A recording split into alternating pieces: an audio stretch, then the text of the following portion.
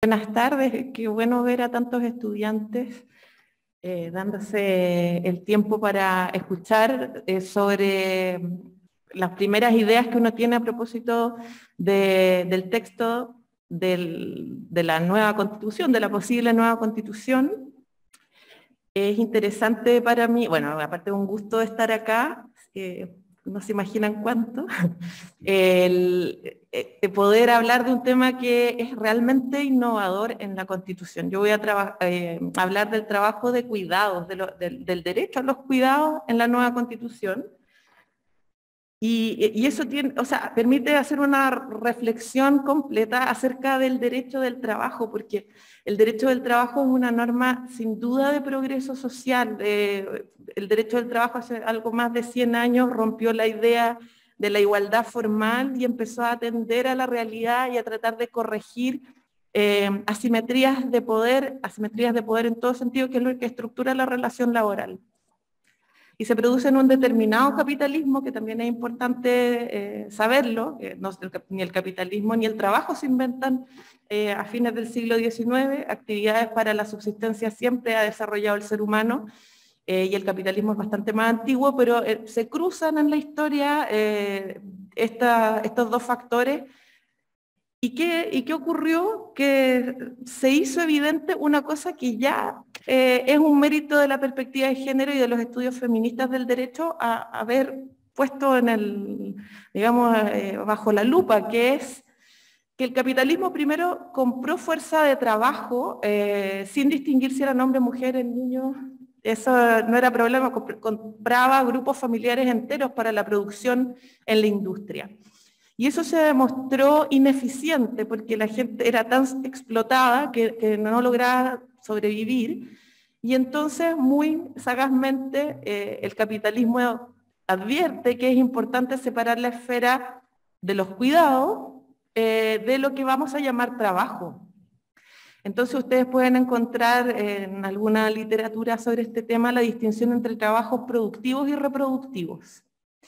Y en esto los términos no son inocuos, porque si decimos que un trabajo es reproductivo, sabemos que estamos diciendo, por un lado, que es la reproducción de la prole. El proletariado son la prole, los brazos que van a ir a trabajar, y ese trabajo de reproducción queda adjudicado a la mujer. Y por otro lado, encontramos este proyecto de progreso social, que es el trabajo en la esfera de la industria, al que vamos a ir protegiendo gradualmente y transformándolo en una posición clave durante el siglo XX para la adjudicación de derechos. Incluso llegamos a hablar de la ciudadanía social, que los trabajadores van a ser ciudadanos, y eso también era una cuestión inédita. El sujeto que tiene que trabajar para vivir, aunque sea la inmensa mayoría de las personas, no era relevante ni políticamente ni filosóficamente, y el siglo XX con eso por supuesto que avanzó, pero con esta, digamos, esta disonancia entre un trabajo que no va a tener ningún tipo de reconocimiento, por cierto no tiene reconocimiento económico, que ya en nuestras sociedades es un problema, pero no tiene reconocimiento social. Es un trabajo que se considera carente de valor, de creatividad, de inteligencia, porque es la mera reproducción de actos cotidianos como dar desayuno, limpiar la casa, peinar, llevar a los niños a algún lugar, o sea, y todo eso no tiene ningún valor en contra de este trabajo que cada vez le vamos adjudicando más mérito, y que a lo mejor también era muy exagerado, porque no necesariamente los trabajos tienen creatividad y al contrario tienen bastante elemento de reiteración, pero en el fondo dos mundos separados. Sin embargo, un trabajo, el de cuidados, subsidió al otro, es decir, este otro trabajo, el trabajador en la puerta de la fábrica a las 8 de la mañana no existe si es que no hay alguien que esté subsidiando la subsistencia de la familia. Pero también la mujer ingresó a trabajar, y es por esto que lo hace como una extraña. La trabajadora ingresa a un mundo que no estaba pensado para ella, y por eso es que, y hasta el día de hoy lo podemos ver, o sea, porque podemos pensar que estas son conversaciones muy superadas, quizás en la conversación, pero no tanto en la práctica, que la mujer es una extraña en los espacios laborales, y cuando se le entregan derechos son excepciones, son como excepciones a la regla o son concesiones o son privilegios. La maternidad, bueno, vamos a atender a este hecho que te afecta, pero no lo entendemos derechos como entendemos el derecho a la remuneración o a la limitación de jornada. Siempre se vive como si fueran concesiones. La primera norma que se hace cargo de este problema es del año 1917 en Chile. Es interesante esta norma, que obliga a las empresas, además la empresa habla de las industrias, fábricas o talleres que tengan 50 o más mujeres trabajadoras, obreras, a tener espacios donde puedan llevar a sus hijos e hijas. Y ahí, si se fijan, hay una expresión total de lo disruptiva que es la mujer en los espacios laborales, porque ya implica hacer algo en el lugar de trabajo, que es traer parte de la vida doméstica. Y fíjense que el contrato de trabajo en sí mismo tiene algunas limitaciones que son difíciles para las mujeres, porque el contrato sabemos que es un límite espacial y temporal. Es la idea de que existe un espacio donde yo trabajo que no vive interferencias de mi vida personal. Yo me presento como si fuera una persona sin vida personal, o vida familiar, es más común decirlo de esa manera. Pero también hay un tiempo que yo le dedico concentradamente a ese trabajo, sin interferencias de los tiempos que van a ser también de mi vida privada. Y esa idea de la limitación, que es clave, que es uno de los grandes aportes que hace el contrato en la limitación de la idea del trabajo subordinado, no atiende bien a la realidad de la mujer, y yo pienso que ahora, en post-pandemia, esto se entiende mucho más que si estuviéramos hablando sobre teoría, que estas recíprocas influencias entre la vida pública, entre el trabajo y la vida personal. Y es una pregunta muy interesante de estos tiempos, si es que queremos volver a ser como si fueran mundos muy separados o tenemos que buscar nuevas soluciones. Por el momento estamos viviendo quizás el peor de los mundos, que es que lo estamos haciendo a la fuerza y sobreviviendo digamos, a este quiebre de frontera. Bueno, el derecho del trabajo entonces tiene como objeto, y esto está en la literatura en el año 1906, se escribían cosas como esta, que le interesa el trabajo subordinado de industria. Y entonces hay autores que dicen, es trabajo pero distinto y con estatuto especial, el de los funcionarios públicos, tema que existe hasta hoy, los artistas, que existe hasta hoy, y el trabajo doméstico. Los sirvientes no nos interesan mucho. Todo es actual. Si ustedes piensan en lo que ocurrió con las trabajadoras de casa particular en pandemia, que nadie entendía si estaban o no protegidas, si estaban en el seguro de cesantía, demuestra este desinterés que tuvo el derecho del trabajo por esta esfera, digamos, este ámbito de la actividad. Y entonces es el feminismo y sus estudios críticos, y cuando decimos estudios críticos son aquellos que buscan hacer teoría para la acción, para el cambio social, que plantean todo esto y dicen cómo es posible entonces que los cuidados no tengan ningún valor en ningún sentido. Y eso ya voy a llegar al texto de la nueva Constitución, y por eso es tan atractivo poder empezar a hablar de lo que está instalando la nueva Constitución, o la futura nueva Constitución, es que asume el desafío de darle un estatuto a esto que antes no tenía valor y que no formaba parte del pacto constitucional del siglo XX.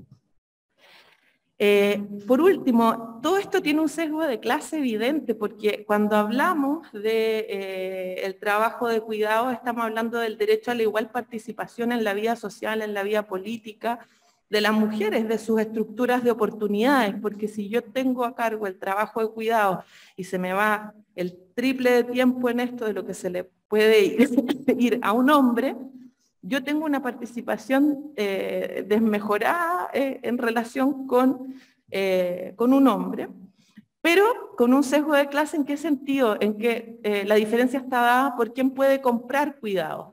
Y esa compra de cuidado implica tener un cierto nivel económico, y además probablemente se lo voy a comprar a otra mujer, ¿no? ¿Qué dice el proyecto de nueva Constitución? Lo instala en el primer artículo, en el número 3, y como el mandato al Estado de generar las condiciones necesarias y proveer los bienes y servicios para asegurar el igual goce de los derechos y la integración de las personas en la vida política, económica, social y cultural para su pleno desarrollo. Y además establece que Chile va a ser una república solidaria, su democracia es inclusiva y paritaria. Yo creo que aquí ya empezamos a tener las bases de lo que va a ser unos artículos más adelante. Porque esta idea de la igual participación en la vida social, económica y política implica un posicionamiento estatal. O sea, esto no se resuelve ni con el derecho del trabajo como lo entendíamos, porque si no bastaría con decir hagámosle un contrato a las personas que cuidan, démosle seguridad social, pero parece que nos está exigiendo un poquito más que eso. Una cosa interesante que pasó de texto a texto antes de las normas de armonización y las transitorias, diría yo, había un borrador que en el artículo 7, que es que era el de las familias, no en el texto actual, en el ámbito de la familia decía, el Estado debe garantizar a las familias una vida digna, procurando que los trabajos de cuidado no representen una desventaja para quienes los ejercen. Y esa era la perspectiva de género. En el ámbito de la familia da para pensar, porque hay una cuestión que empieza a entrar en relación a otro derecho, que es el derecho a los cuidados, el derecho a ser cuidado por distintos sujetos que requieren este tipo de actividad.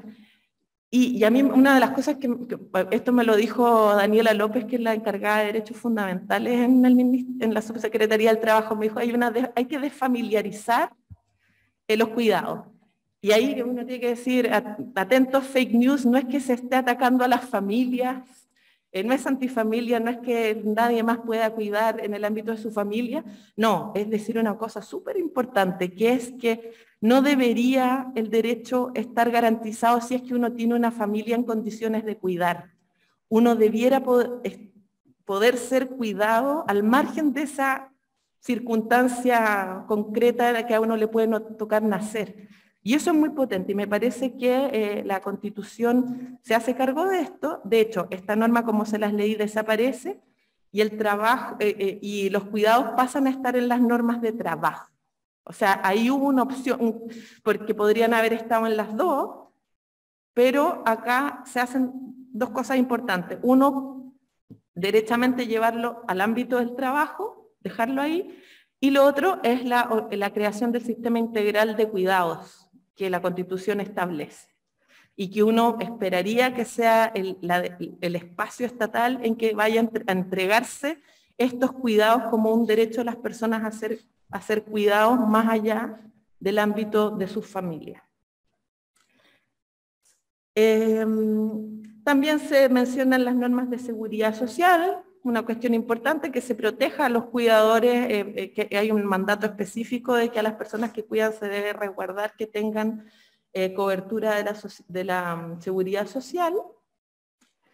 Y después, en el actual artículo 46, en el ámbito de la protección constitucional del trabajo, se menciona que el Estado generará políticas públicas que permitan conciliar la vida laboral y familiar y comunitaria y el trabajo de cuidados.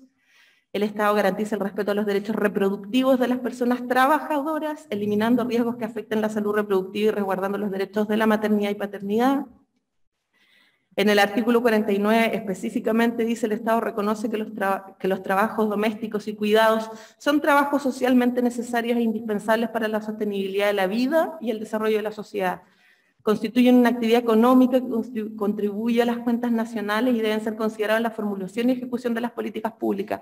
Acá hay perspectiva de género aplicado a la economía, porque puede que ustedes hayan escuchado ya pueden ser 2 años atrás, pero plena pandemia, que Comunidad Mujer hizo un cálculo alternativo del Producto Interno Bruto e incorporó el trabajo de cuidados y calculó cuánto era el aporte al PIB nacional, o sea, porque el PIB en ese sentido no tiene género, es el índice económico más importante, pero no aplica esta perspectiva, y logró determinar que los cuidados, si es que uno les pone como precio lo que vale comprar cuidados, aportan más que todo, muy por sobre el sistema financiero y bancario como tipo de actividad. Y en el artículo 50 se desarrolla la idea del derecho al cuidado. Toda persona tiene derecho al cuidado. Este comprende el derecho a cuidar, a ser cuidada y a cuidarse desde el nacimiento hasta la muerte. El Estado se obliga a proveer los medios para garantizar el cuidado, que el cuidado sea digno y realizado en condiciones de igualdad y corresponsabilidad. El Estado garantiza este derecho a través de un sistema integral de cuidados, normas y políticas públicas que promuevan la autonomía personal y que incorporen los enfoques de derechos humanos, género e interseccional.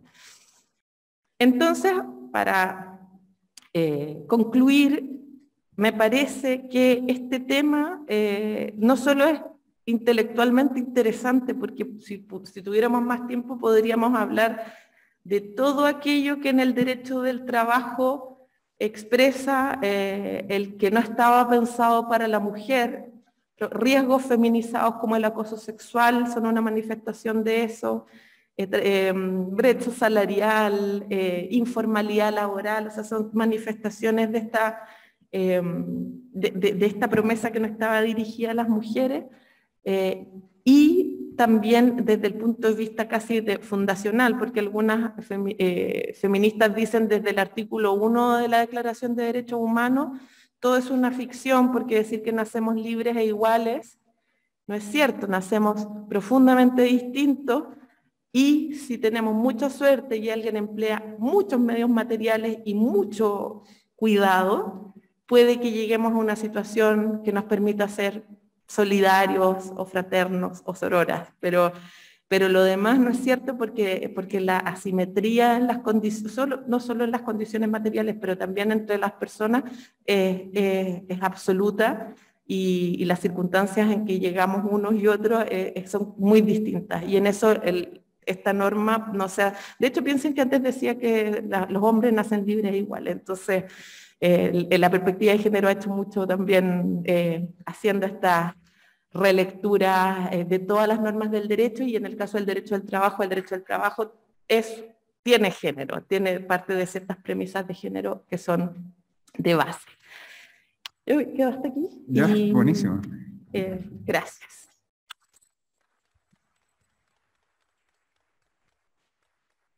Muchas gracias, Daniela, y qué bueno, estamos felices también que estés acá en tu casa estudio. Ahora pasamos a la exposición de Sergio Gamonal, que va a hablar sobre negociación colectiva ramal. Buenas tardes a todas y todos. Quisiera decir que estoy muy contento con la invitación que me han extendido a exponer acá. He venido otras veces invitado por la escuela sindical y también a otras actividades durante muchísimos años acá en la Universidad de Valparaíso. Así que muchas gracias, Matías. Estoy contento también que estoy aquí con Daniela y con Carla, dos amigas laboralistas. Así que, bueno, muchas gracias por la invitación. La idea es hablar sobre la propuesta de negociación ramal en la propuesta constitucional que se va a votar el 4 de septiembre. Así que yo quisiera partir diciendo o exponiendo qué es lo que propone la Convención Constitucional. ¿Qué es lo que propone? Para después hablar un poco entonces cómo bajamos a la realidad esta idea de la negociación por rama de actividad, ¿no? Yo no he accedido al texto armonizado, pero me imagino que las normas laborales, más allá de la armonización, están idénticas, ¿ya? Entonces me baso en el texto que está por internet, que es la propuesta inicial con 500 y tantos artículos, pero en donde encontramos, para lo que nos interesa, es lo que voy a exponer ahora, tanto en el párrafo 277 como en el párrafo 76, las normas relativas a libertad sindical. Entonces, lo primero que establece la propuesta de la Convención, la propuesta de Constitución, es que se consagra la libertad sindical. Se consagra la libertad sindical con una perspectiva de lo que se suele denominar la visión triangular, o sea, la libertad sindical no es un mero derecho de organización por parte de los trabajadores y las trabajadoras, sino también es un derecho que permite negociar colectivamente y es un derecho que permite recurrir a la huelga como medio de presión, tema que va a tratar Carla. Y esta libertad sindical se consagra tanto para el sector privado como para el sector público. Primero. Segundo, se establece que esta libertad sindical permite que los sindicatos elijan los propios fines que ellos quieren perseguir, ¿no? O sea, hay autonomía sindical, ¿no?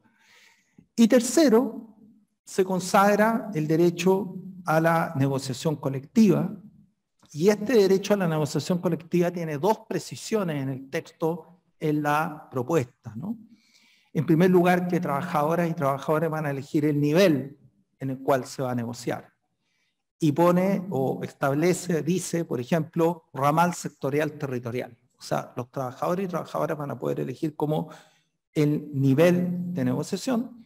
Y en cuanto al contenido, establece un límite que ese límite está dado por los derechos mínimos o irrenunciables. O sea, cualquiera sea el nivel de negociación colectiva y cualquiera sea el tipo de acuerdos que genera la negociación colectiva, no se van a poder rebajar los mínimos establecidos en la ley del derecho individual. Y por último, pero no por ello menos importante, en otra parte de la propuesta constitucional, en las materias de ley, se dice que es materia propia de ley, artículo 22, letra ñ, el regular o el establecer el régimen jurídico de la negociación colectiva. Así que tenemos, por un lado, que el texto constitucional está proponiendo consagrar una libertad sindical comprensiva de lo que en derecho comparado los principales tribunales internacionales y constitucionales del mundo han entendido que es comprensivo de la libertad sindical: derecho a organizarse, derecho a negociar colectivamente y derecho a declarar la huelga.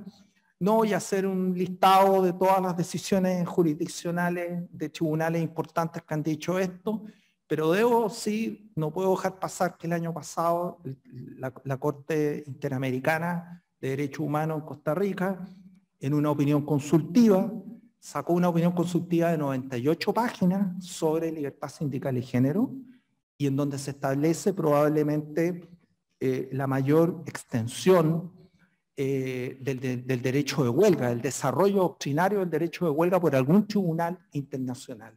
De hecho, en este minuto, en el Tribunal Europeo de Derechos Humanos hay un caso pendiente de Alemania, que los trabajadores del servicio civil dicen que han planteado un caso porque dicen que ellos tienen derecho de huelga y la legislación alemana se los prohíbe, y están todos expectantes porque el Tribunal Europeo de Derechos Humanos ha citado más de 100 veces a la Corte Interamericana, cosa que a uno le puede llamar la atención.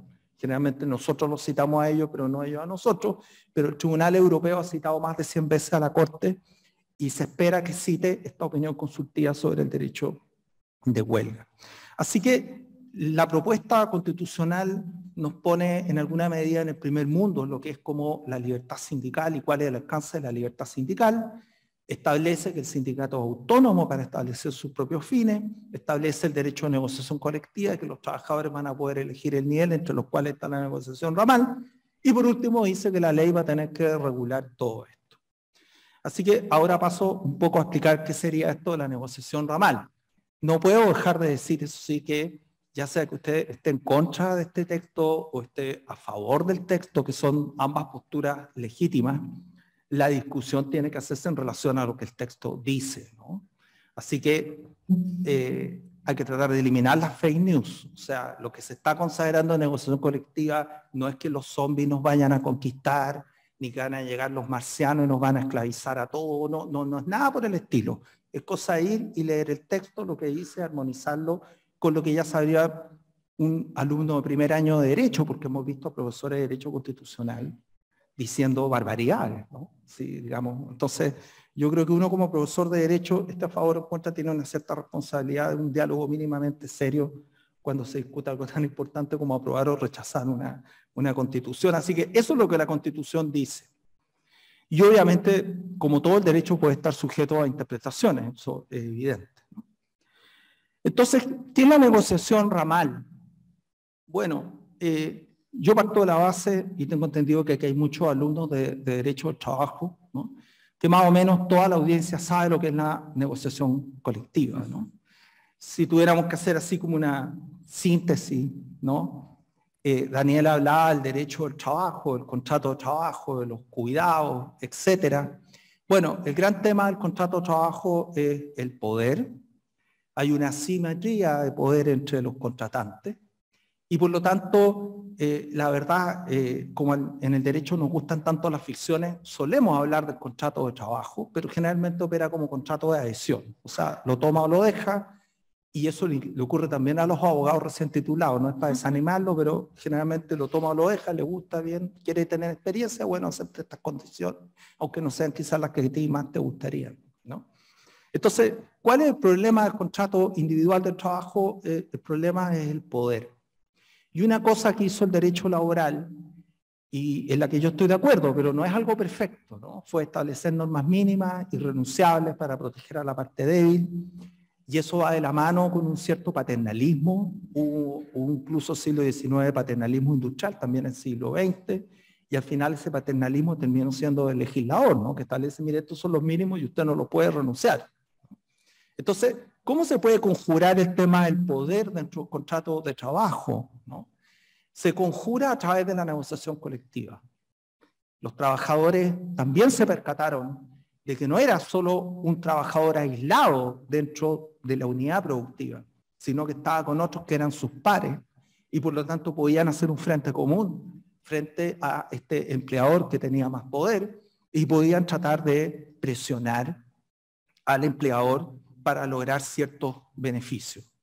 Las primeras negociaciones de este tipo que ya estaban presentes en el 1800, incluso antes de las primeras leyes laborales, eran por cosas tan básicas como para tener normas de seguridad, que no te pagaran con vale que solamente se podía cambiar en el negocio de la misma empresa y a precios viles, o para tener normas mínimas de seguridad, por ejemplo, la ley de cierre, ¿no? Para no caerte dentro de la faena, no sé, al bote con ácido sulfúrico. Así que, claro, la negociación colectiva en su minuto también fue considerada de lo peor, porque implicaba que los trabajadores lograban asumir a través de su sindicato un poder de negociación de igual a igual, y este poder se daba a través del derecho de huelga, ¿no? Eso es la negociación colectiva. Y la negociación colectiva puede ser a nivel de empresa, o puede abarcar varias empresas, o puede ser por rama de actividad. La verdad es que la negociación colectiva nació como rama de actividad, porque el sindicato nació fuera de la empresa, ¿no? Entonces, para que nosotros podamos como contextualizar, encuadrar lo que yo voy a decir ahora, tengo que hacer estas precisiones, porque lo que es normal en Chile no es normal en los países de la OCDE. Lo que nosotros consideramos normal, temas así como la titularidad sindical, no es una discusión que exista en Europa, ni siquiera en los países antisindicales de los países ricos, como sería Estados Unidos. O sea, dicho en otras palabras, a nadie en su sano juicio en esos países le parece que dentro de una empresa puede haber 2 contratos colectivos, algo que en Chile es de lo más común, que puede haber 10 contratos colectivos, o que una empresa del Transantiago tenga 100 sindicatos, ¿no? La OIT está preocupada porque Turquía tiene en total 100 sindicatos, Chile tiene 12.000 sindicatos. Entonces, lo que es normal en Chile no es normal en ninguna parte. Entonces, por eso tengo que aclarar. El sindicato no es el sindicato de trabajadores del Banco de Chile, nace como el sindicato de trabajadores bancarios y representa a los del Banco de Chile, a los del Crédito, a los de Santander, y son sindicatos poderosos. Incluso en Estados Unidos, que la negociación es de empresa, el sindicato que negocia no es sindicato de empresa. Por eso a Amazon le hicieron en el estado de Nueva York un sindicato, no sé si vieron esa noticia, que ganó en uno, porque en otro perdió. Pero quien organizó el sindicato era un funcionario sindical que era un trabajador despedido por Amazon. Algo que en Chile tendríamos 100 informes en derecho que es inconstitucional, entonces es la discusión jurídica del país del cuarto mundo, ¿no? O sea, que puede encontrar un eco en África, en algunos países sudeste asiáticos, pero no en los países del primer mundo, que yo me imagino que a lo que Chile aspira alguna vez, una especie de Portugal rasca, así, ¿no? O Grecia, ¿no? Una cosa así, ¿no? Y entonces el sindicato está fuera de la empresa, así nace en el siglo XIX y se desarrolla hasta hoy día en la mayoría de estos países del primer mundo. Y la negociación es ramal. Entonces, de la negociación por rama se va a la negociación de empresas, sobre todo las empresas más grandes y prósperas, que luego de la ramal, que es un mínimo, se vuelve a negociar porque hay una empresa que tiene muchos recursos. Entonces, ese es el contexto cuando se habla de negociación por rama de actividad. ¿Y qué mecanismos hay? Bueno, la verdad es que hay muchos. No todos los países tienen el mismo sistema de negociación ramal, aunque en la mayoría de los países desarrollados de la OCDE hay negociación por rama de actividad. Obviamente, ahí hay variedad, eso es evidente, desde los países escandinavos, en que tienen pocas negociaciones y que cubren a toda la población, hasta Estados Unidos, que tiene negociación de empresas, Japón, que tiene negociación de empresas, y Canadá, que tiene también negociación por empresas. Así que nos encontramos con distintos mecanismos, ¿no? Así que yo, tratando de hacer una tipología de la negociación ramal, yo diría que hay 4 grandes mecanismos. La verdad es que puede haber más, y además hay híbridos, ¿no? Como siempre en la vida, ¿no? Nos encantan a los abogados los híbridos. No sé, tu profesor le ha dicho, mira, absoluto, relativo y el híbrido, ¿no? Desde primer año. Pero una es la negociación ramal espontánea.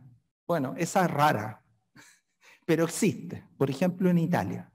Entonces, en Italia hay un pacto interconfederal del año, en este minuto, 2013, que todavía está vigente, lo hacen cada 15 años y que regula la negociación colectiva en toda Italia, tanto la ramal como la empresa. ¿Qué materia comprende una, qué materia comprende la otra? Y si la empresa está en una crisis económica, ¿qué materia se puede descolgar? El sistema italiano no lo voy a desarrollar más, es apasionante porque no está por ley. O sea, ¿qué quiero decir que no esté por ley? En Italia no está definido lo que es un sindicato, no tiene personalidad jurídica los sindicatos. En fin, no está definida lo que es la negociación colectiva. Los contratos colectivos no tienen fuerza que tú puedas llevar a un tribunal. Sin embargo, el 80% de los italianos está regido por contrato colectivo. Así que no tienen nada de lo que, entre comillas, tiene el sindicato chileno, que está medio morir saltando, a punto de ser extinguido, ¿no? Que tiene todo eso, personalidad jurídica, norma que define la negociación, bla, bla, bla. Pero los sindicatos italianos tienen poder, ¿no? Y cuando tú tienes poder, no necesitas el derecho que te venga a asistir, ni a dar personalidad jurídica, ni a decir dónde puedes negociar y dónde no puedes negociar.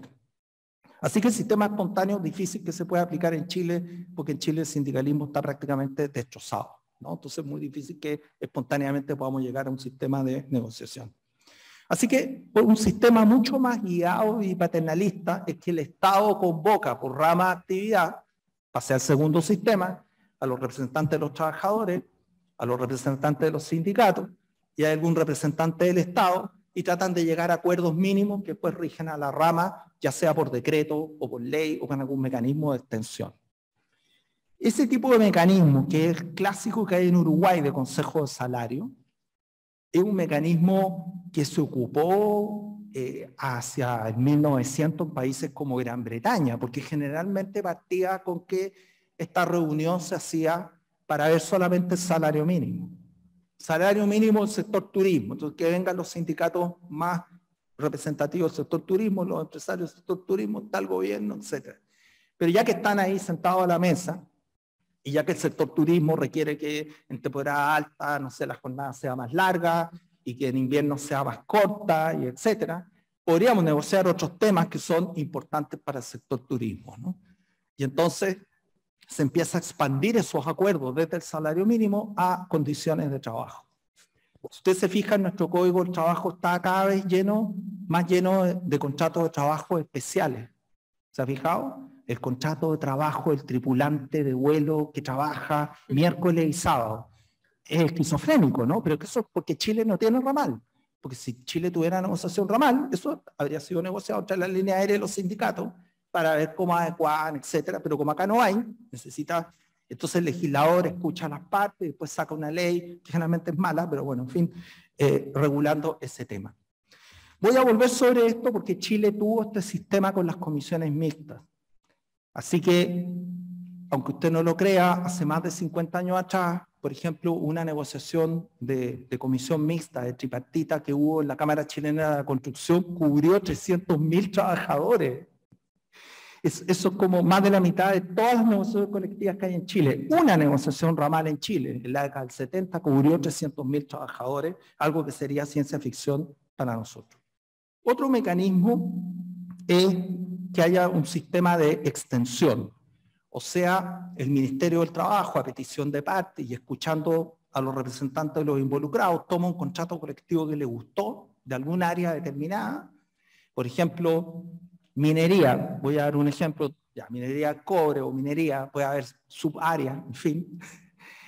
Me gustó el contrato colectivo de Chuquicamata y se lo extiendo a toda el área, a la Escondida, etc., a toda el área minera de esa área, ¿no? Y eso se hace por decreto. Ese es el sistema que tiene Alemania, el sistema que tiene Francia.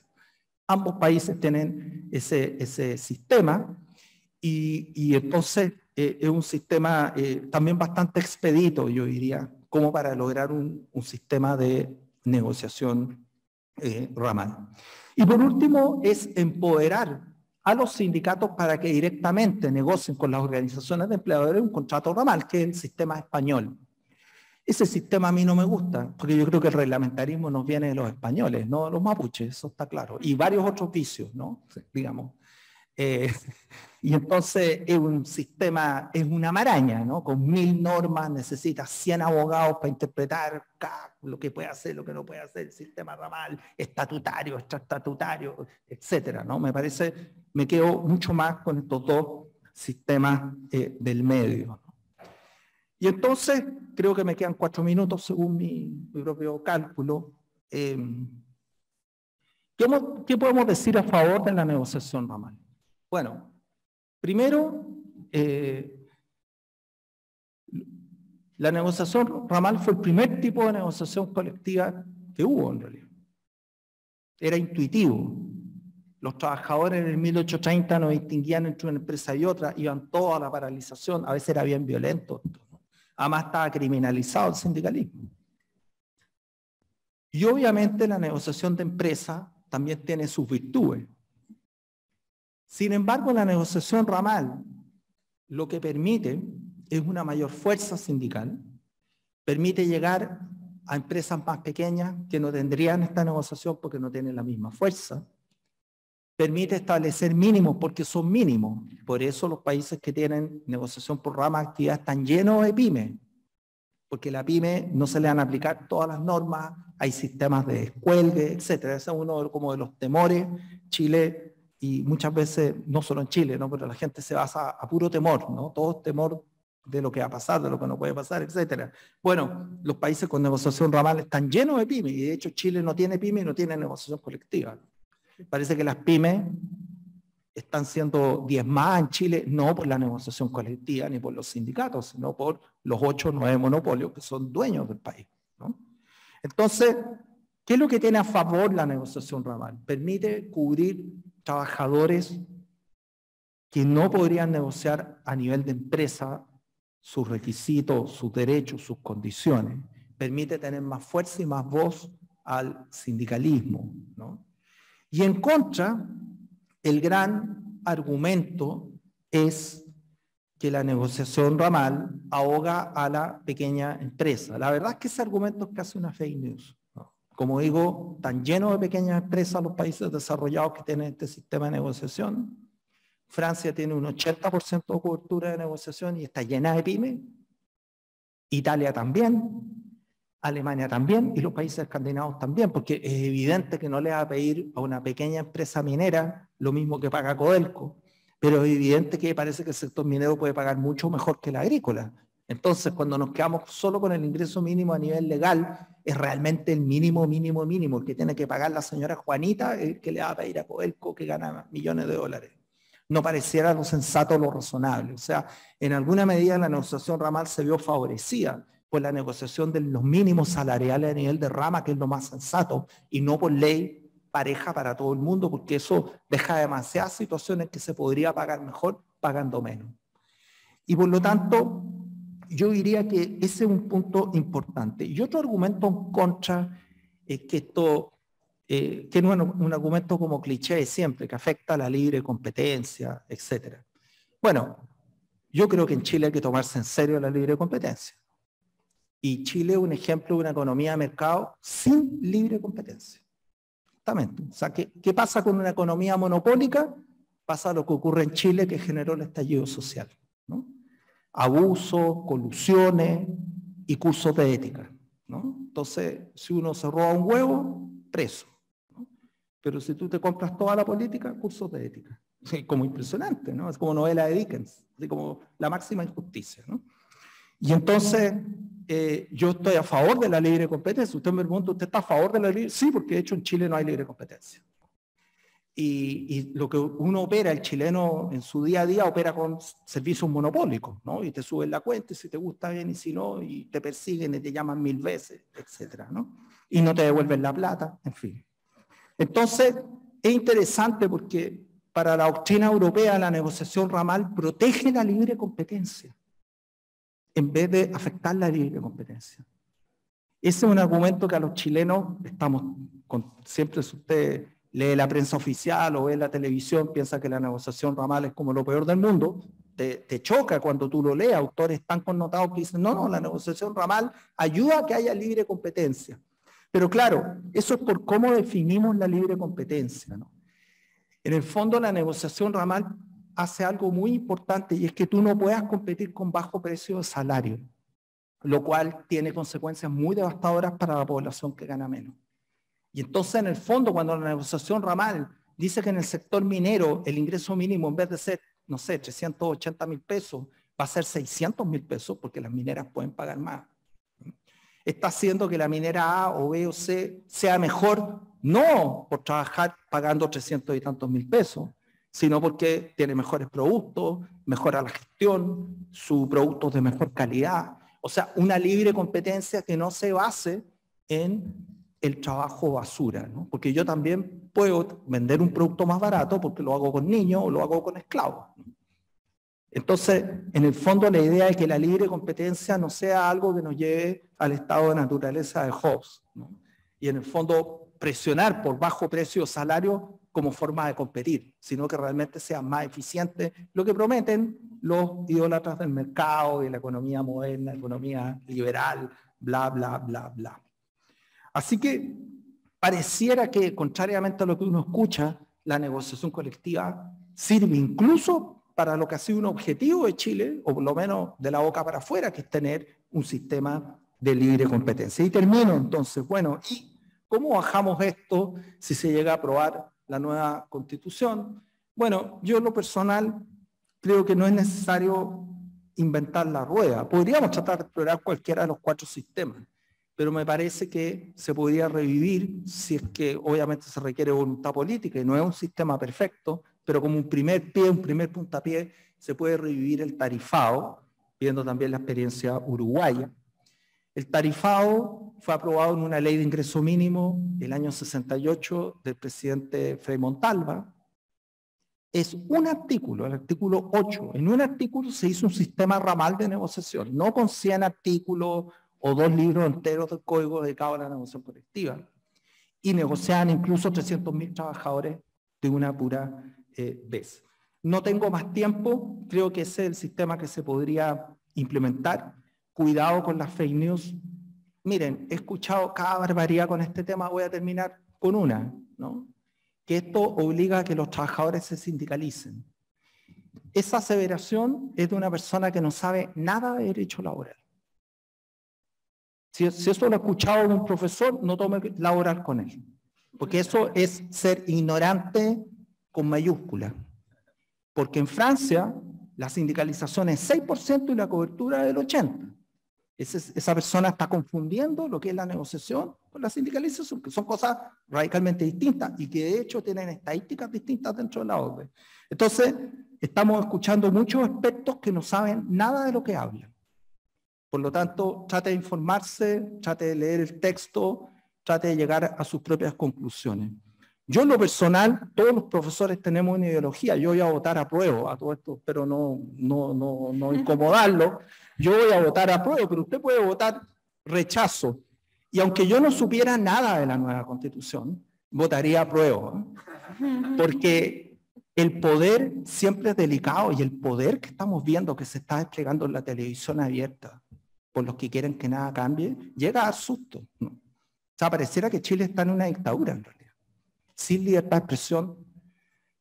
que se le da espacio a la gente que miente abiertamente. Solo por eso hay que votar a prueba, incluso si no estás de acuerdo con alguna norma de la Constitución. Muchas gracias, perdón por la última opinión.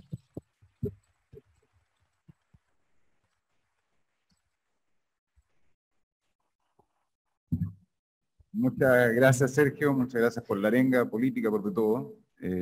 Ahora vamos a pasar a nuestra última expositora, Carla Varas, que nos va a hablar sobre el derecho a la huelga. Buenas tardes a todas y todos, y también agradecer a la Universidad de Valparaíso y en especial a Dagmar y a Matías por la invitación. Siempre es muy grato estar acá y por sobre todo compartir con esta mesa. Yo también voy a partir sincerando mi postura. También, aunque no supiera nada de derecho, votaría a prueba, porque creo que este ha sido el proceso participativo y democrático más inédito de nuestra historia republicana, donde 154 personas dedicaron meses intensos para entregarnos esta propuesta de nueva constitución, que si usted tiene el tiempo de leerla, yo creo que ya desde el primer artículo uno ve el cambio que se quiere formular para el futuro de nuestro país, para nuestros niños, nuestras niñas, para nuestros abuelos, nuestros padres, y no podemos ser indiferentes a eso, a esta propuesta inédita que nos están presentando y que en materia del trabajo sin duda también es muy relevante porque se le da la centralidad que merece el trabajo. En definitiva, a cada uno de los que estamos acá pasamos gran parte de nuestro tiempo en el trabajo, porque el trabajo es nuestro medio de subsistencia, el trabajo también es nuestra forma de realización, es la forma como aportamos a la sociedad, y el texto constitucional, la propuesta que los convencionales nos han presentado, hace eso, devolverle la centralidad al trabajo por un lado y devolverle la dignidad a las y los trabajadores, que son la gran mayoría de los chilenos. Me voy a abocar específicamente a tratar de explicarles de la forma más clara posible el contenido vinculado con la consagración del derecho de huelga. Y vamos a partir por algo súper básico, quizás obvio, ya Dani lo comentó en su exposición, de esta característica central de la relación laboral, que es una relación asimétrica, el poder está desigualmente distribuido, hay dos sujetos, trabajador y empleador, donde el trabajador somete su voluntad hacia los dictados de otro que es el empleador. ¿Por qué nos sometemos? Porque lo necesitamos. No vivimos de nuestra renta y por lo tanto necesitamos ese trabajo para llevar el pan al hogar. Y ante esta característica de la relación laboral y este problema de la desigual distribución de poder, el derecho responde por dos vías. Primero, por la vía de consagrar aquello que conocemos como los derechos mínimos de carácter irrenunciable, lo básico, cómo queremos que sea esta relación entre trabajador y empleador, para que ese poder no se ejerza de manera abusiva, y la ley entonces entrega una batería de derechos. Pero esos derechos, como se los decía, son derechos mínimos. Y la propuesta de nueva Constitución también los consagra a través de esta noción de trabajo decente, estableciendo ciertas garantías básicas para las y los trabajadores en el contexto de la relación laboral. Pero la otra forma de responder a este gran problema de la desigual distribución del poder es a través de lo que conocemos como los derechos colectivos. Y dentro de estos derechos colectivos, que Sergio comentaba de esta visión triangular, donde tenemos el derecho de sindicación, el derecho de negociación colectiva y el derecho de huelga, sin duda el elemento más relevante va a ser el derecho de huelga. Porque la huelga es aquello que permite generar para las y los trabajadores y sus organizaciones sindicales un cierto equilibrio de poder. Si no fuera por esta herramienta que es la huelga, la organización sindical simplemente sería una reunión de trabajadores y trabajadoras con buenas intenciones para juntarse, pero con nula capacidad de poder incidir en el mejoramiento de sus condiciones de trabajo y sus condiciones de vida. En nuestra historia constitucional, hasta la Constitución del año 80, estas herramientas que son claves para la construcción de este contrapoder no eran tan relevantes. Solo hubo un hito que fue en el año 71 con la reforma de garantías constitucionales, donde por primera vez en la Constitución chilena se consagra tanto el derecho de sindicación como el derecho de huelga.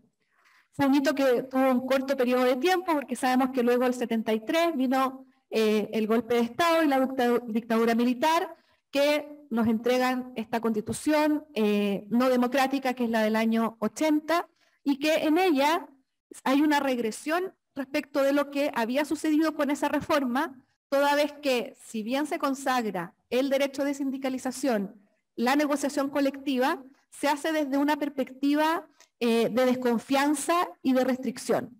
Desconfianza hacia la autonomía del sujeto colectivo, que tiene fuertes restricciones para determinar finalidades de acción, tiene fuertes restricciones en la negociación colectiva, porque la Constitución del 80 solo la reconoce a nivel de empresa, y en materia de huelga, la Constitución del 80 lo que hace es consagrarla, pero para prohibirla. Algo bien inusual porque es un derecho fundamental, y el Constituyente del 80 lo que hace es decir, cierta categoría de trabajadores van a tener prohibido el ejercicio del derecho de huelga. Afortunadamente, pese a esa mala técnica, que obviamente no es casual porque responde a la ideología de sus redactores, los tribunales, sobre todo en el último tiempo, los tribunales superiores de justicia, las distintas cortes de apelaciones y la Corte Suprema incluida, a partir de esa mala fórmula, de todas maneras igual desprenden que en la Constitución del año 80 la huelga es un derecho implícito. Si está prohibido para esas categorías de trabajadores, el resto la tiene reconocido, y también muchas otras doctrinas que se elaboraron para entender que la Constitución sí lo consagra. Pero, ¿para qué estarnos con problemas interpretativos y saber en definitiva cuál será la postura de un eventual sentenciador respecto de la huelga? La propuesta de nueva Constitución marca un hito central porque opta por dar a la huelga el carácter de explícito, de un derecho de carácter explícito en el borrador de nueva Constitución. Y también otra cuestión relevante es que la consagra con alcance universal. ¿Qué quiere decir esto? Que el derecho de huelga es un derecho que se reconoce tanto a los trabajadores del sector privado y a los trabajadores del sector público.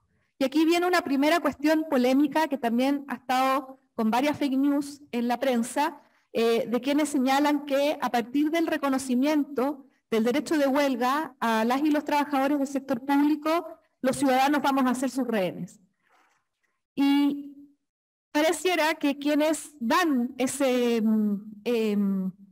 vaticinio desconocen lo que pasa en Chile, desconocen la realidad, donde no obstante los funcionarios públicos en la Constitución del 80 y en las normas legales tienen prohibido el derecho de huelga, lo ejercen, y lo han ejercido desde el año 90 en adelante, bajo una tolerancia de los distintos gobiernos de turno, y hemos sido rehenes. ¿Ha pasado algo realmente grave con las huelgas en el sector público? Yo diría que no. Sin duda la más polémica fue la del registro civil, que se extendió por bastantes días, pero no lo ha sido porque algo relevante, o el sustrato del sindicalismo y también del ejercicio del derecho de huelga, es la solidaridad. Y el sector público chileno es un ejemplo de ello, donde en los hechos ha ejercido el derecho de huelga, pero también consciente de que el ejercicio de ese derecho, que tiene por objeto presionar al Estado en su calidad de empleador, eventualmente puede perjudicar a la comunidad. Y para ello, sin que exista regulación legal alguna, recurren a lo que se denomina como los turnos éticos, los turnos de emergencia, a efectos de brindar aquello que es realmente necesario y que no puede paralizar con la huelga, porque se brindan servicios que son para la comunidad. Entonces es importante mirar lo que ha sucedido en Chile. En Chile hay huelga en el sector público, por lo tanto el reconocimiento que nos entrega la propuesta de nueva Constitución no va a generar que nosotros como ciudadanas y ciudadanos seamos rehenes de los trabajadores del sector público, porque no debemos olvidar cuál es el sustrato del sindicalismo, que es la solidaridad, y por otro también es relevante que la gran mayoría de la población utiliza los servicios públicos, y muchas veces las demandas de los trabajadores del sector público, especialmente en sectores que suelen ser muy sensibles, como el sector salud, como el sector educación, son demandas que también benefician a la comunidad toda. Cuando en el sector salud dicen, hay falta de especialistas, nos vamos a huelga porque no tenemos insumos, ¿cómo atendemos a la gente? También esos trabajadores y trabajadoras se están preocupando de cuestiones básicas para la ciudadanía. Siguiendo entonces con el desarrollo del derecho de huelga en la propuesta de nueva Constitución, también en este reconocimiento se da un valor especial a la autonomía colectiva, en el sentido de que son las y los trabajadores los que definen autónomamente cuáles van a ser los intereses que se van a defender a través del ejercicio del derecho de huelga. Y aquí nuevamente académicos también han levantado y alzado su voz en contra de esta norma, diciendo que esto será la huelga política insurreccional y que con esto los trabajadores pueden ir a huelga por lo que se les plazca. Y acá hay que aclarar que esta autonomía dice relación con las finalidades. ¿Por qué las y los trabajadores podrían ir a la huelga? Y la respuesta lógica es para la defensa de sus intereses. Ellos definen esos intereses, obviamente enmarcados dentro de lo que le atañe a la clase trabajadora. Esto no significa que el país va a vivir en huelgas, porque la huelga para las y los trabajadores también es un costo. Entonces, ¿qué es lo que nos dice esta norma? Esta norma lo que nos está diciendo en definitiva, esta propuesta es, mire, los trabajadores no solo quisieran ir a la huelga para presionar en el contexto de una negociación colectiva, porque los conflictos laborales son mucho más profundos que eso. Hay abusos, hay explotación en muchos sectores. Cuando veíamos hace unos años atrás la huelga en el sector portuario, que es un sector relevante para la economía del país, les recuerdo que esos trabajadores fueron a la huelga peleando por la media hora de colación, porque no lo tenían, porque tenían que trabajar de manera continua. Entonces, cuando se da un escenario catastrófico respecto del ejercicio del derecho de huelga, fíjense que en Chile, cuando han habido huelgas extralegales, porque actualmente el modelo que tenemos solo permite la huelga en el contexto de la negociación colectiva, cuando han habido huelgas extralegales, que nuevamente hay que decir sí, las ha habido, ha sido por cuestiones básicas, como el ejemplo que les daba, la media hora de colación de los trabajadores portuarios. Por lo tanto, a no creer en esas mentiras y en ese escenario tan catastrófico que algunos están sembrando. Otro tema relevante y que también ha generado mucha polémica es que en la propuesta, en el borrador, se señala que no se puede prohibir la huelga. Ahora, ¿eso quiere decir que el constituyente cree que la huelga es un derecho ilimitado? ¿Que es un derecho absoluto? Claramente no, porque estamos regulando a la huelga y la estamos reconociendo como un derecho de carácter fundamental. Si le estamos dando ese carácter, estamos asumiendo entonces que entra en interacción con otros derechos fundamentales y que por lo tanto no es un derecho absoluto e ilimitado. Lo único que nos está diciendo la propuesta de Constitución es que en esas interacciones y en esos eventuales choques que puede haber entre la huelga y otros derechos, la respuesta del legislador no puede ser la prohibición. Porque acá también hay un contexto histórico importante, y es que la propuesta de nueva Constitución lo que quiere es superar el modelo prohibitivo de huelga que nos ha acompañado por muchos años, donde no solo los trabajadores y trabajadoras del sector público han estado impedidos normativamente del ejercicio de este derecho, sino que también hay otros trabajadores que son los denominados trabajadores y trabajadoras del sector esencial, que también han tenido prohibido el ejercicio del derecho de huelga y que se le entrega como medida compensatoria, pero que la verdad no hay nada que compense el poder del derecho de huelga, el arbitraje obligatorio. Entonces, lo que se quiere es superar ese modelo prohibitivo. ¿Quiere decir esto que la huelga, el legislador no la puede normar, no puede establecer reglas de su ejercicio? Eso no lo quiere decir. Simplemente que no puede prohibirse. ¿Hay algún ámbito de prohibición? La propia propuesta constitucional entrega un ámbito de prohibición que es para los funcionarios de las Fuerzas Armadas y Policía. ¿Y qué pasa con el rubro o con lo que se conoce, como recién les decía, con servicios esenciales? Aquí la propuesta constitucional opta por el camino de decir que pueden haber limitaciones en los servicios esenciales en el sentido estricto del término. ¿Qué quiere decir eso? En aquellos servicios de carácter vital que están destinados a satisfacer el derecho a la salud, el derecho a la vida y la seguridad de la población. En esos rubros, especialmente, pueden fijarse restricciones, que no va a ser la prohibición, para efectos de hacer compatible el ejercicio del derecho de huelga y estos derechos que consideramos sin duda vitales para el adecuado desenvolvimiento de la vida en sociedad.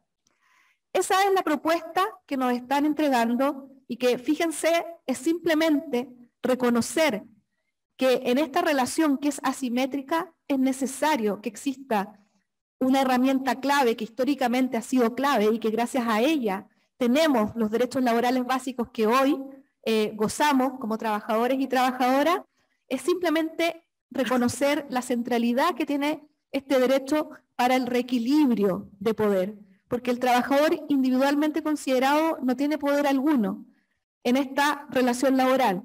Necesita organizarse para poder defender sus intereses y para que esa defensa sea efectiva necesita gozar del derecho de huelga en tanto herramienta clave de contrapoder para efectos de evitar situaciones de explotación, situaciones de abuso, que lamentablemente en pleno siglo XXI seguimos siendo testigos día a día cuando vemos la realidad de las y los trabajadores en Chile. Eso.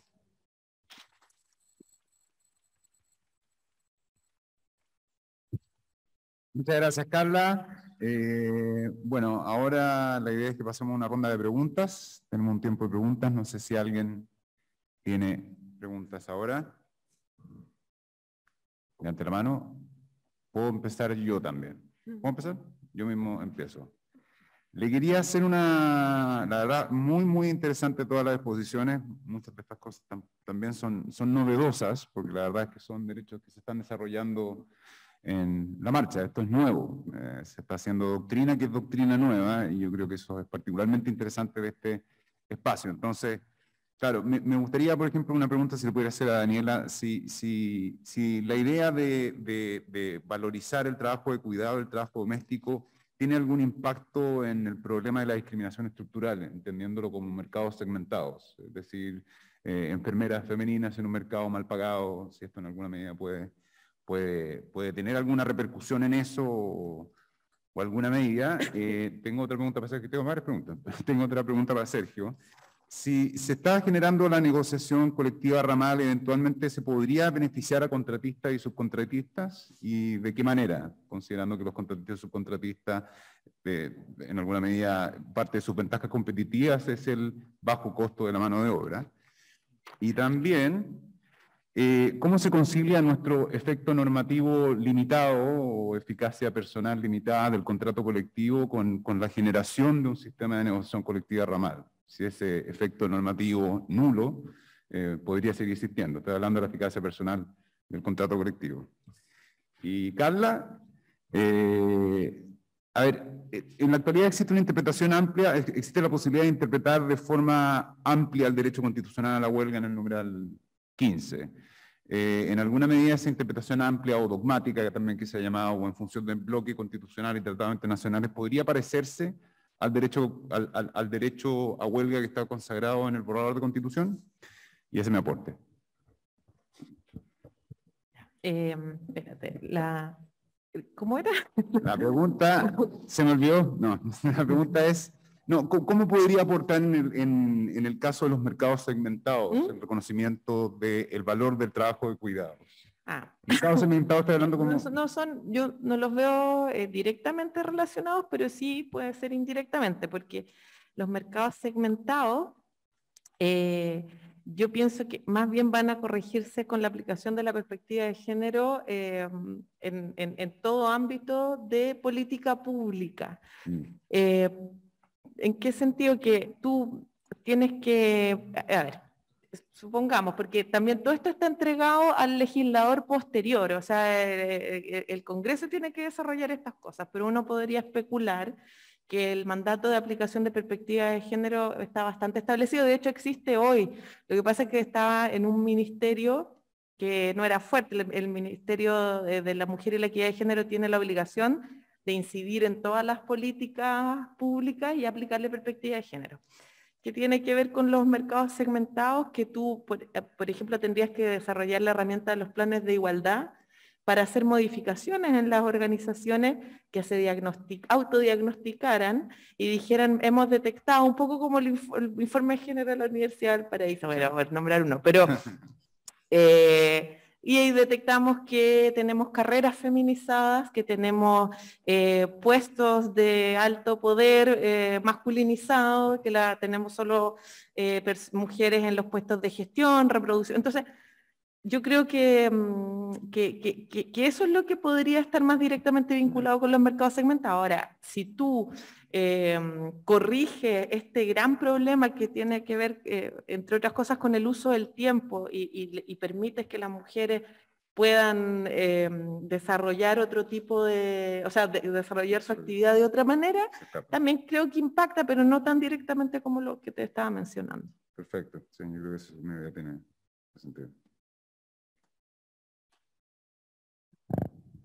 Gracias, Matías, por la pregunta. A ver, en cuanto a la primera, si la entendí bien, ¿cuál es el vínculo entre la negociación ramal y los subcontratistas? Bueno, el vínculo es absoluto. De hecho, ya los subcontratistas, por ejemplo, de Codelco, se han organizado en negociaciones por fuera del Código de Trabajo, que ha generado a veces que Codelco le paga un bono de 500.000 pesos, 1 millón de pesos directamente a los trabajadores de los subcontratistas, cuando en la fantasía de la subcontratación son empresas distintas. Y digo en la fantasía porque la subcontratación ha existido siempre en el derecho laboral, tiene una lógica, ¿no? Efectivamente, si tú eres una empresa minera y quieres dar un servicio de almuerzo, bueno, a lo mejor lo subcontratas o necesitas un servicio de seguridad, ¿no? Pero claro, esa lógica no es la lógica que se ha seguido en Chile para subcontratación, en que hasta los ingenieros civiles están subcontratados para labores de minería, de planificación, prospección, etc. Y entonces, en alguna medida, nivelar hacia abajo, ¿no? Si antes los trabajadores precarios eran de poca calificación, la subcontratación, como se aplica en Chile, ha logrado el milagro que los trabajadores que son ingenieros civiles también estén precarizados, como que no tuvieran ningún tipo de formación. Y eso tiene, todos sabemos, consecuencias desde la planificación familiar, lo que vas a hacer con tu vida si te vas a comprar una propiedad. Se termina el proyecto y no sabes si va a tener trabajo de nuevo y si te van a subcontratar. Entonces, evidentemente, es la negociación ramal va a tener línea, seguro, hacia la subcontratación. Eso es evidente. Y en ese contexto yo entiendo, en todo caso, la oposición, obviamente, a este nuevo pacto social, ¿no? O sea, en alguna medida sacaba la gallina a los huevos de oro, ¿no? Hay que pensar que en Chile las empresas mineras muchos años no han pagado ni siquiera impuestos. O sea, Chile regala sus minerales, ¿no? Tanto que se ataca el nuevo texto constitucional que habla de naciones o de sistemas de justicia. Yo me pregunto, ¿qué significa ser patriota, ¿no? Tú gobiernas y le regalas el mineral chileno a las transnacionales norteamericanas, canadienses, noruegas. ¿Qué significa ser patriota en ese contexto? Me preguntaría yo. Le preguntaría yo a la gente que quiere rechazar la nueva constitución.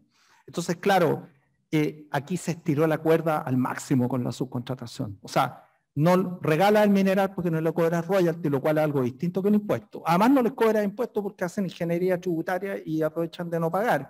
Y además, hasta los ingenieros civiles están subcontratados. Y es increíble, ¿no? O sea, como una novela distópica. Es que es impresionante.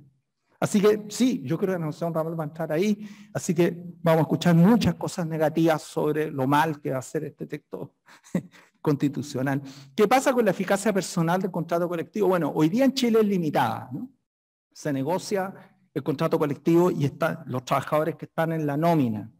La verdad es que en derecho comparado, en los países de repito, en los países desarrollados, a los que nosotros deberíamos tratar de orientarnos, ¿no? Si es que ese es el objetivo que tenemos como país, no sé, ser un país más justo, más equitativo, de economía social de mercado, y desarrollado algún día. Bueno, en fin.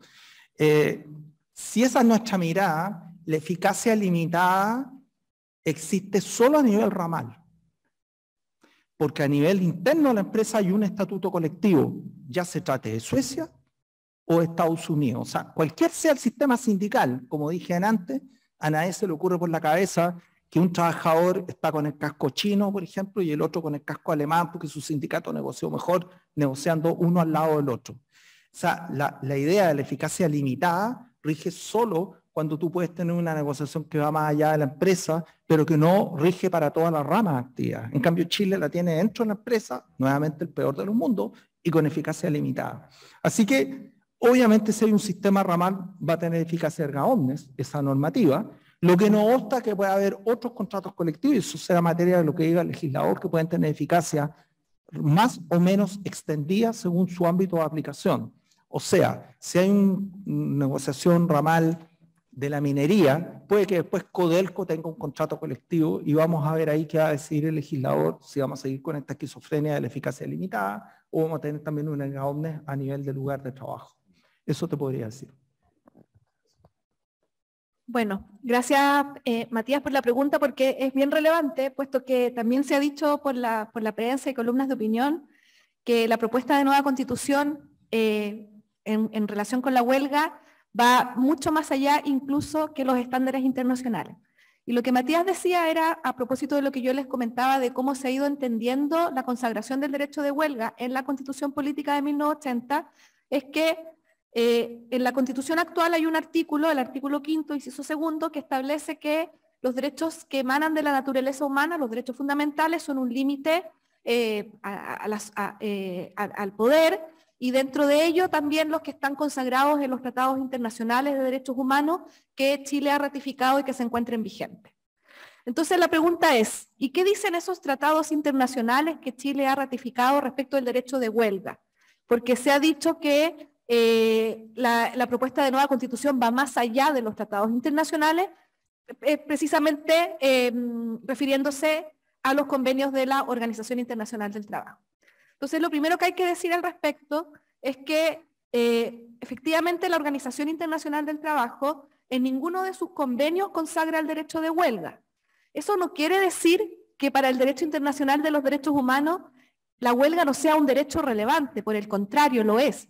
Lo que pasa es que tanto a nivel de tratados internacionales como a nivel de textos constitucionales hay dos técnicas para consagrar el derecho de huelga. La técnica de la consagración explícita y la técnica implícita. Se deriva interpretativamente del derecho de sindicación, del derecho de concertar convenios colectivos, etc.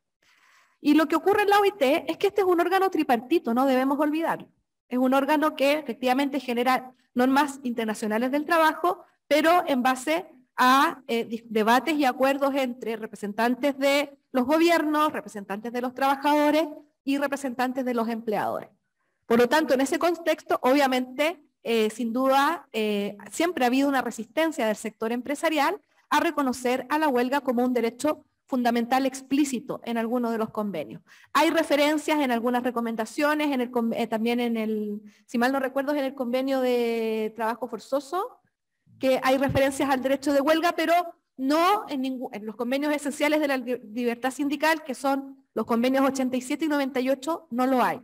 Pero los órganos que controlan, los órganos de control de la OIT, que son el Comité de Libertad Sindical y la Comisión de Expertos, han elaborado y han reconocido el derecho de huelga a partir precisamente del convenio 87, que reconoce el derecho de los trabajadores a formar organizaciones sindicales para la defensa de sus intereses. La única manera de defender esos intereses es reconociendo que la huelga es un derecho que está de la mano de este derecho de sindicación y derecho de negociación colectiva. Y se ha elaborado una extensa doctrina por parte de estos órganos que no distan mucho de la propuesta constitucional, porque lo que hablábamos en relación con las finalidades, donde también hay mucho miedo, pero cómo los trabajadores son los que definen los intereses que se defienden a través de la huelga, ¿cómo no va a ser así, si esa es su herramienta de lucha? ¿Qué dice la OIT? La OIT ha observado al Estado chileno de por qué la huelga normativamente está limitada únicamente a la negociación colectiva. Y le ha pedido reiteradamente que cambie esa norma porque la huelga puede tener múltiples finalidades. Entre ellas, finalidad política. Finalidad política siempre y cuando sus intereses políticos digan relación con los intereses que le atañen a la clase trabajadora, y ahí se crea una categoría de huelga de imposición económico-político. Se reconocen las huelgas generales, se reconocen distintas modalidades también de huelga por parte de la OIT, siempre que sean en un contexto pacífico, y eso es lógico. ¿La propuesta de nueva constitución va más allá de eso? No va más allá de eso. Y si eventualmente uno pudiera tener una interpretación más progresista, no hay ningún problema, porque la OIT fija el estándar mínimo. Las normas internacionales del trabajo que emanan de los convenios de la OIT son estándares mínimos porque es un órgano tripartito. Eso, porque podríamos hablar mucho al respecto, pero para no extenderme más. ¿Puedo agregar yo? Es que encuentro muy interesante lo que ha dicho Carla sobre la OIT, ¿no? Porque en el fondo los laboralistas ocupamos a la OIT. Cualquiera que lea lo que uno ha escrito, sí, que la OIT dice esto, que la OIT dice esto otro, etc. Pero la OIT ha pasado por varias etapas. No hay que olvidar que la OIT siempre está controlada por alguien. En los últimos años por Estados Unidos, en su inicio fue Gran Bretaña, Francia. Así que yo diría que a lo menos uno puede distinguir 3 periodos de la OIT. El que va desde cuando nace hasta la Declaración de Filadelfia de 1944, que es un periodo que fue dominado por Francia y Gran Bretaña y que se expresó en que la OIT regulaba todo a 2 velocidades. O sea, se prohíbe el trabajo infantil, pero eso es para los países europeos, y en las colonias se regula el trabajo forzoso de los niños. Hay varios convenios escandalosos de la OIT regulando el trabajo esclavo, regulándolo. En China, en la India, en todo lo que no fuera europeo o de raza blanca. Así que esa es como la etapa de la OIT racista, que no la cita ni Carla, ni Daniela, ni yo. Después vino la Declaración de Filadelfia, el año 44, con Segunda Guerra Mundial. Poco después se supo todo lo que fue el exterminio nazi, etc. Es lo que yo denomino un momento épico, ¿no? Entonces, ese fue un momento épico. Se aprobó la Declaración Universal de Derechos Humanos. Hoy día nadie aprobaría eso en la ONU. Tendría puro voto en contra. O sea, fue un momento épico, ¿no? Así una especie de luna de miel, ¿no? Digamos, la luna de miel siempre es épica, pero es corta. Bueno, fue un periodo épico. Entonces, lo mejor de la OIT está entre el 44 y el 52. Ahí saca todos los convenios, que hoy día no tendrían los votos. Ahí el Comité de Libertad Sindical dice el propio programa de acción del artículo 3 del convenio 87 incluye el derecho de huelga. Y los empleadores se amurraron. Y fíjate cómo cambian los tiempos. Dijeron, no estamos de acuerdo, aunque reconocemos que el derecho de huelga es de jus cogens. Increíble, de jus cogens, los empleadores. Bueno, y después tenemos la larga decadencia de la OIT hasta hoy día, que es algo así como hombre muerto caminando, una especie de zombie. Hoy día no hay acuerdo, la OIT no se están pronunciando sobre la huelga en los organismos de control, porque hay un veto de los empleadores. Para nuestra vergüenza, algunos han explicitado que les gusta el sistema de Chile, sin huelga. Grupos de empleadores que dicen, nos gusta el sistema chileno, sin huelga, sin poder para los trabajadores, sin negociación. Así que hoy día la OIT, en mi opinión, no es ejemplo de nada. Así que yo ocupo el periodo épico, ¿no? Digamos, es lo mejor. O sea, a pesar de sí misma, la OIT sigue dando fruto. Porque ese periodo épico permitió la interpretación implícita que menciona Carla. Cuando el Tribunal Constitucional alemán dice no, que no diga huelga es huelga, es porque toma la interpretación que hizo en su mejor época, en la luna de miel, digamos, la OIT. Así que, nada, hay que tener cuidado con la OIT como la citamos, porque la verdad es que hoy día está por el suelo, esa es la verdad. Bueno, acá tenemos varias. Ahí van a dar claro, sí. Lo que pasa es que empezó con un orden inverso. Muchas gracias. Buenas tardes.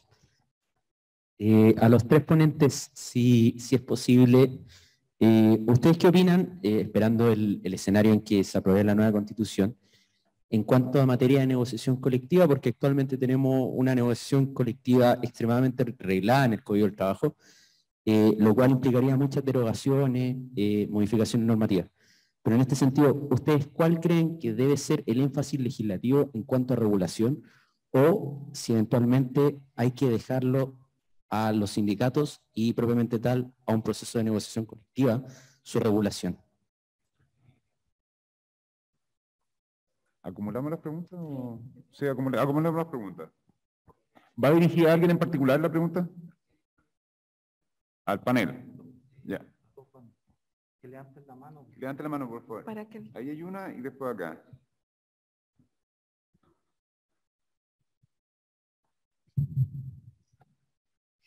Gracias. ¿Se escucha?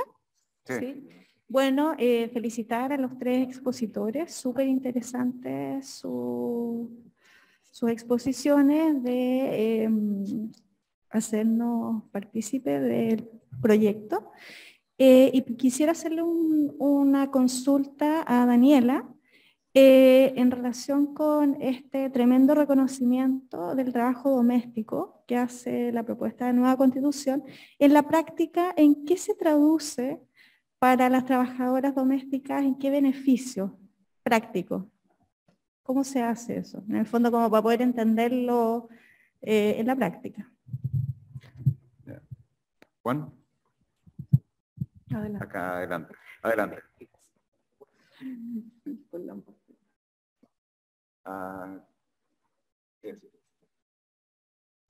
Gracias.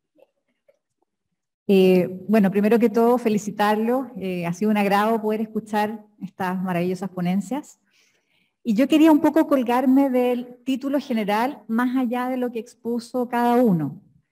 Y lo quiero ver desde la óptica de la aplicación de las políticas públicas en materia laboral, que de repente es súper complicado para un Ministerio del Trabajo tener que levantar políticas públicas en beneficio de los trabajadores. Y esto porque tenemos muchos estatutos distintos. Como decía Sergio, de repente hay muchos tipos de trabajadores regulados. Con este desafío o este cerco que corrió esta nueva constitución de consagrar o atreverse a reconocer derechos universales, ¿existirá la posibilidad de poder ir reduciendo a un solo gran estatuto laboral alguna vez, o al menos achicar, digamos, esta cantidad de especificidad de estatutos de trabajo?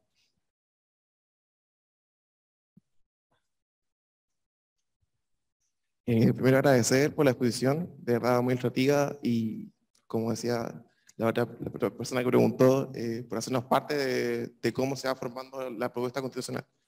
Mi pregunta a la profesora Marci, respecto a este reconocimiento del trabajo doméstico y de cuidados, va en el hecho de cómo evitamos, o cuál va a ser la fórmula que va a evitar que este reconocimiento perpetúe sesgos de género relativo al trabajo doméstico y de cuidado. ¿En qué sentido? Que al reconocer este derecho como trabajo doméstico y de cuidado, tenemos que evitar que sea la mujer la cara de este derecho, y que en sí sea algo más de corresponsabilidad. Entonces, ¿cuál es la fórmula que evita que haya este sesgo que es perpetua desde que se conoce en cuanto a cuidados? Ahí yo creo. ¿Listo?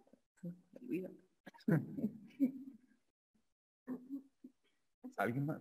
¿Alguien más? Allá al fondo. ¿Ahí al fondo?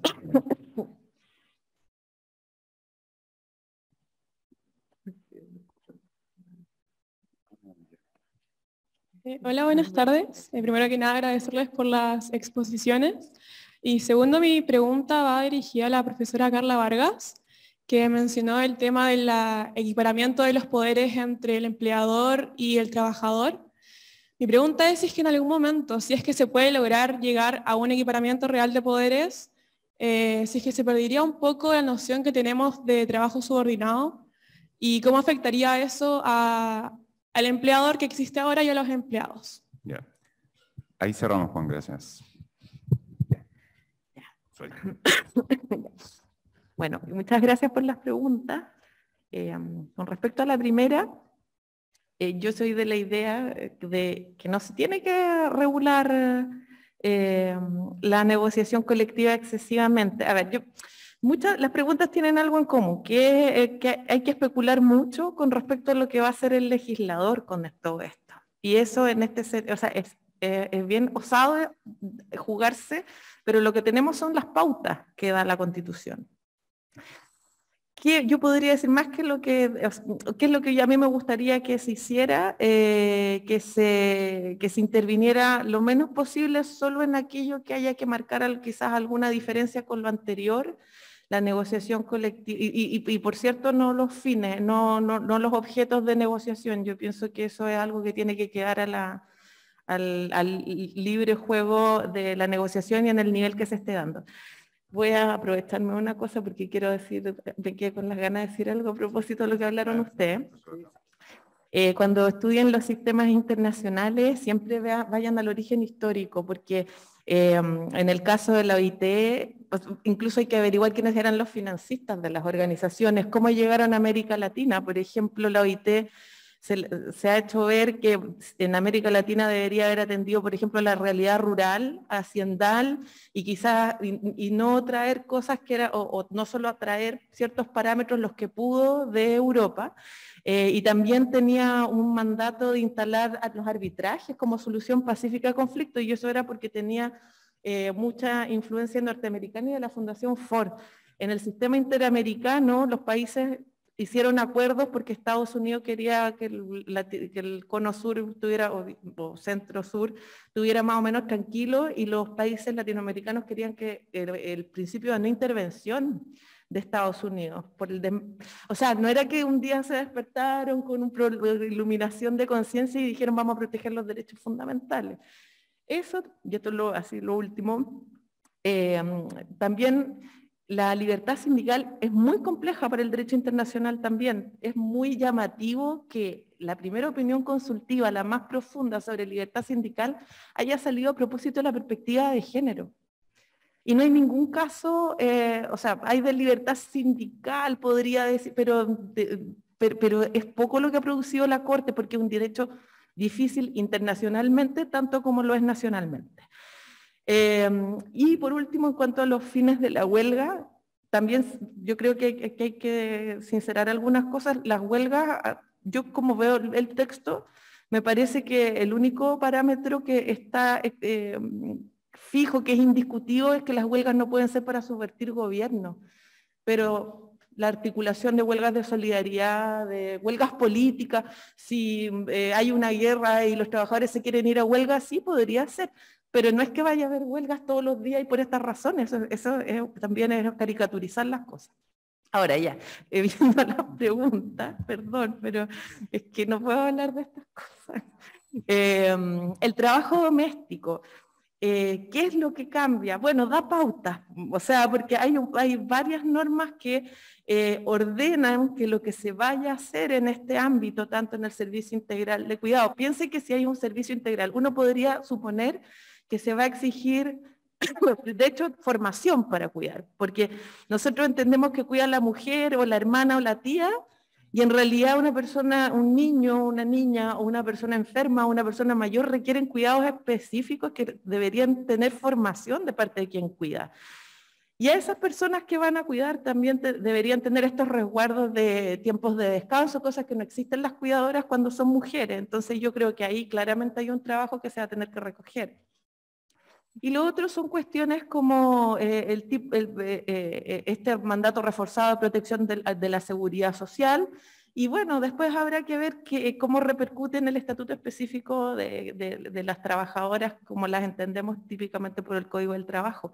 Pero me parece que hay muchos mandatos de los que se va a tener que hacer cargo el legislador para adaptar la normativa que corresponda o emanar las leyes que correspondan de acuerdo a este nuevo texto. ¿Qué más? ¿Cómo evitar de que sea solo para la mujer? Bueno, está específicamente, y ahí yo creo que hay mucho desarrollo, o sea, y Chile también está muy atrasado, pero en este sentido, por ejemplo, en materia de permisos de maternidad, es verdad que nosotros tenemos uno de los más extensos que existen, los 6 meses de postnatal parental es largo y comparativamente lo es. Lo que pasa es que los países, por negociación colectiva, han mejorado mucho estos permisos, pero no es la ley la que lo ha hecho. De hecho, no sé, si uno ve el cuadrito, puede ser que estos permisos sean mucho más breves que el que tiene la ley chilena. ¿Qué hace también la negociación colectiva y lo puede hacer la ley? Incentivar a que sean los padres los que se tomen esos permisos, porque la ley por sí sola, por más que yo diga que el último tercio se lo puede ceder la madre al padre, tienes que crear derechos autónomos que no dependan que te lo sea la mujer, y además incentivos a que sean los padres. Por ejemplo, una empresa, eso puede ser un tema incluso de negociación de empresa que puede seguir existiendo, como yo incentivo a que sea el padre trabajador y no la madre la que se tome un permiso largo de cuidado. Y eso, por ejemplo, es un tema interesante para la negociación colectiva. Sí, sí. Bueno, gracias por todas las preguntas. Yo también, como Daniela, voy a hablar de todo un poco, aprovechando todas las preguntas y las exposiciones. Es una muy buena pregunta, ¿cuánta regulación? Yo diría más bien qué tipo de regulación en todo caso, ¿no? Porque tenemos países con muchísima regulación como Francia, hasta el gobierno Macron, que ahí la ha tratado de ir cambiando Macron, y esa muchísima regulación generaba mucha protección a los trabajadores y a los sindicatos. Y tenemos países como el nuestro con muchísima regulación que genera precariedad para trabajadores y sindicatos. Entonces, no necesariamente la pregunta es cuánta regulación, sino qué tipo de regulación, si la regulación va a ser realmente un puente para el desarrollo de poder sindical o va a ser un obstáculo para el poder sindical. Y obviamente, yo creo que, y es evidente que por lo menos, no quiero decir una cifra, pero entre 10 y 15 años va a demorar un cambio de sistema realmente de paradigma, ¿no? No creo que lo puedan hacer los sindicatos solos, o sea, tenemos sindicatos, 100 sindicatos en una empresa del Transantiago. Eso es como la antítesis de lo que era ser un sindicato así de 8 personas, casi el sindicato unipersonal. Es el ejemplo de no tener ningún poder. Entonces, en el fondo, el sindicalismo que tenemos, y algunos son muy heroicos, no lo dudo, pero es el sindicalismo producto del plan laboral. No sé si ese sindicalismo es capaz en la práctica de desarrollar un sistema realmente ramal de negociación. Y en ese contexto, por eso repito, creo que volver la mirada hacia lo que fue el tarifado puede ser un buen comienzo, que quizás después nos lleve a otro sistema, pero un buen comienzo porque también hay que educar, hay que, en fin, ir preparando el contexto de lo que pueden ser las negociaciones ramales. Entonces lo conecto con la otra pregunta, que el número de estatutos, si se pueden simplificar los estatutos. Perfectamente se pueden simplificar los estatutos a la medida que vayan las negociaciones ramales desarrollándose. Ahora, obviamente, ya no hay que esperar años, se puede hacer una revisión completa del Código de Trabajo, porque el Código de Trabajo es una especie de Frankenstein. Tiene normas que obedecen a la lógica del plan laboral y tiene otras normas que obedecen a una lógica más protectora. Entonces, mantiene reglas que son como la injusticia en sí misma, como el artículo 510, que dice que la prescripción corre mientras está vigente el contrato, ¿no? Ni siquiera las reglas civiles tienen eso, ¿no? Cuando hay asimetrías de poder o cuando la persona está impedida de accionar, se suspende la prescripción. Y la Corte Suprema, a través de las quejas, también ha estado diciendo que pasa sobre ese texto y dice que empieza a correr terminados contratos. Pero no tenemos que esperar que lo diga la Corte Suprema, sería cosa de enmendar. Una ley muy simple.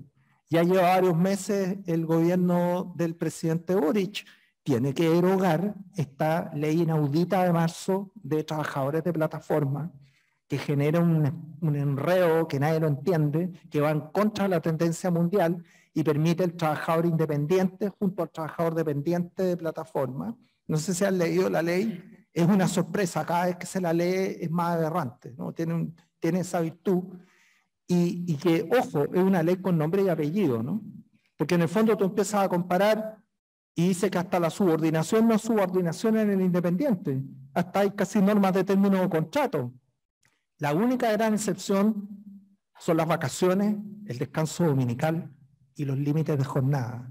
Y ocurre que si es trabajador va a tener el límite de 15% de extranjeros. O sea, en el fondo es una ley esencialmente hecha por abusadores, ¿no? Que están pensando que el inmigrante va a ser independiente para que trabaje 24/7 sin tener jamás vacaciones y el chileno trabaje con contrato de trabajo teniendo el resto de los derechos. Es una cosa realmente vergonzosa. Eso es una ley de una línea, se deroga la mitad de esa ley vergonzosa para el Estado chileno en materia de plataforma.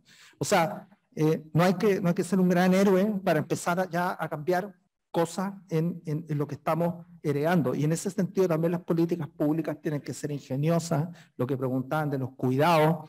Obviamente el cuidado está cruzado por el estereotipo de género, eso es algo evidente, ¿no?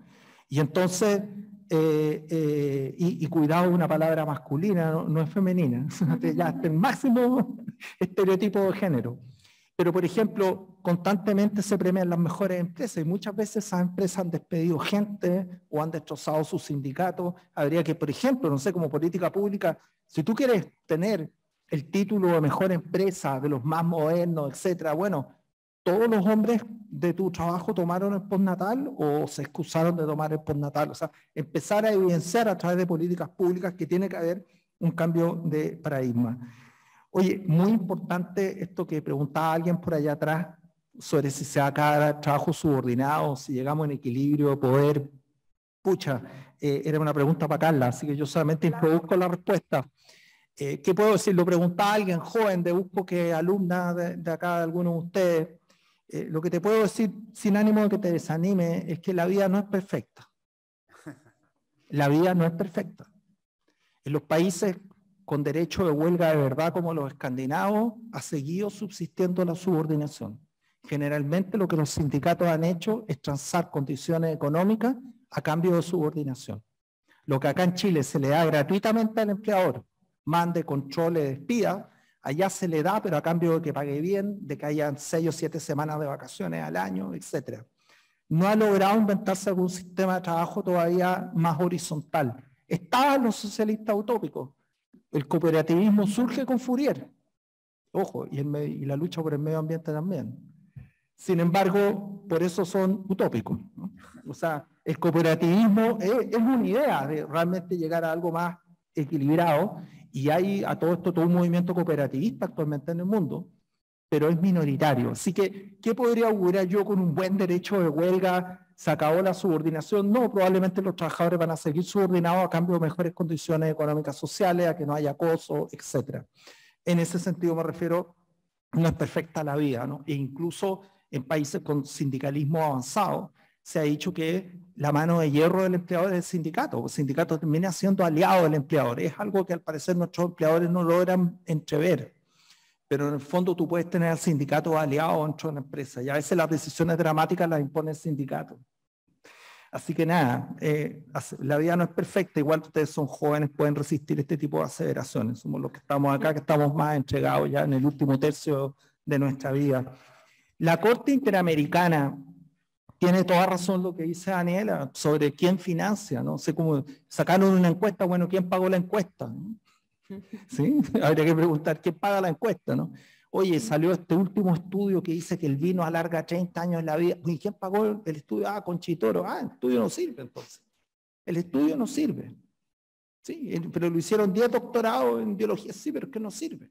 Si lo pagó Conchitoro no sirve, ¿no?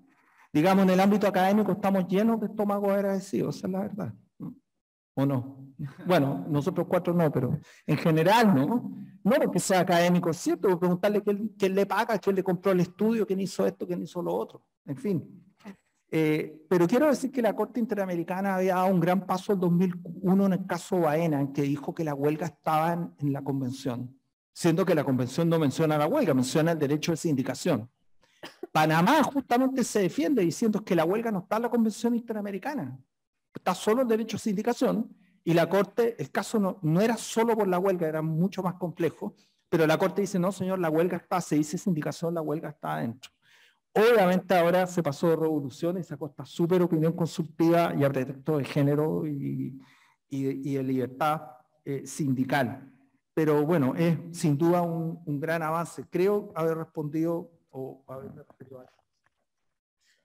Bueno, voy a ser breve porque ya estamos con el tiempo. Igual concuerdo que efectivamente una huelga, por más robusta que sea, difícilmente puede superar esta lógica de subordinación, porque en definitiva esta lógica de subordinación está en el corazón del modelo capitalista de producción y así ha sido y Y tendríamos que pasar a otro estado de cosas para efectos de superarlo, pero creo que el derecho de huelga, aparte que, si bien la huelga es un fenómeno extrajurídico, no nace porque el derecho lo crea, esta herramienta, de todas maneras es complejo.